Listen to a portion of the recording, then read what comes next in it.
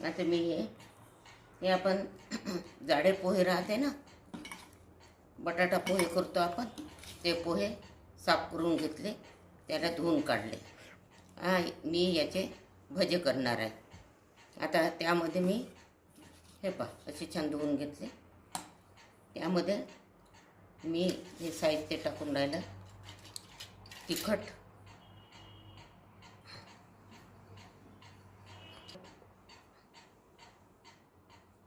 हिंग, जिरं, ओवा, मीठ चवीपुरतं, थोडीशी चवीला साखर, आणि त्यामध्ये आता थोडं तांदळाचं पीठ घालून घेते आणि चण्याच्या डाळीचं पीठ घालते. हे आता थोडी मुगाची डाळही घालून घेते. थोडी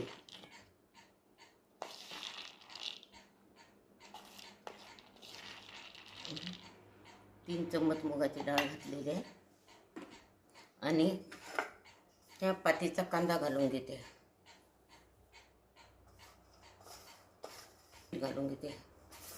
आणि आता याला सगळं मिक्स करून घेते. हे बघा, मी हा याचा गोळा करून घेतला आहे, याचा सगळं मिश्रणाचा मिक्स करून.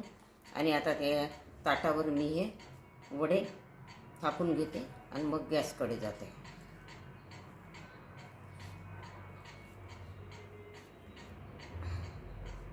अशा प्रकारचे थापून घेते,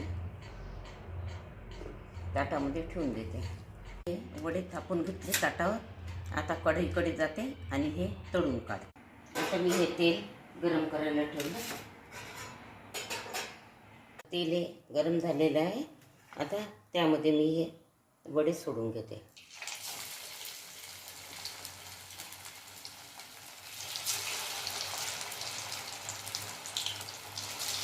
आता हे बघा, मी हे जाड्या पोह्यापासून आणि थोडी मुगाची डाळ टाकून केलेले वडे आणि ही गोड चटणी, हे बघा, ह्या चटणीबरोबर तुम्ही खाऊ शकताय पहा असे कुरकुरीत वडे. हे बघा,